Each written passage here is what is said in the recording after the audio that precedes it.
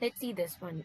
This problem is called rotate matrix clockwise. What we are doing over here is, first I have declared one array, okay, M, which contains the elements as 1, 2, 3, 4, 5, 6, 7, 8, 9, 10, 11, 12. So there are four subsets, I would say, or four arrays inside the outer array M. Okay, so this contains four elements.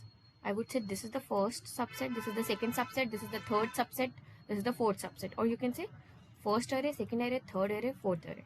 So this M array is a combination of four elements, which is again a combination of elements. Okay, I would consider this as total one array. Now I want to generate another array as n based on the rotation of the elements inside the array M. I want to rotate these elements and I would like to generate a new array called n. How? So I want the last element to generate my first array. Okay, the last array of 3 elements should generate my first array. Similarly, it should consecutively go to the next array. Okay, prior array basically, and generate the next element. So this array was a combination of 3 rows, right? Three columns in each array, 3 elements in each array. Now I would like to generate an array which has 4 elements in each array. Now how can we do that? So let's say this is I and this is J. Okay, so array elements have one row and one column, right? The condition over here is all the elements of the arrays inside this which you are declaring should be of the same size.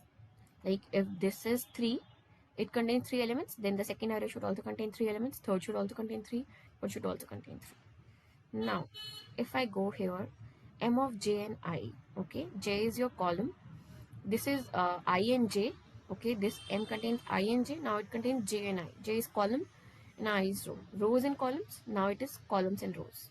Rows and columns, J and I. So interchanging J.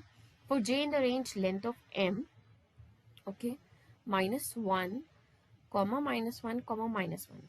So it is asking me to check the column first. So I'll go to the column M of J. For J in the range length of M, okay, the length is, we know, -1, total is 4, -1, that is this one, okay, -1. So 10 is the first element, and then -1 goes to the next one. Next array is this one. The first element is 7, which is accumulating 7, and then the next array contains the first element as again -1, which is 4, and then again the last one, which contains the first element as 1. Now similarly for I in the range M0, okay, I in the range M0. Now I is your column, so it will again come to the next column, which is 11. So your second array is generated as 11.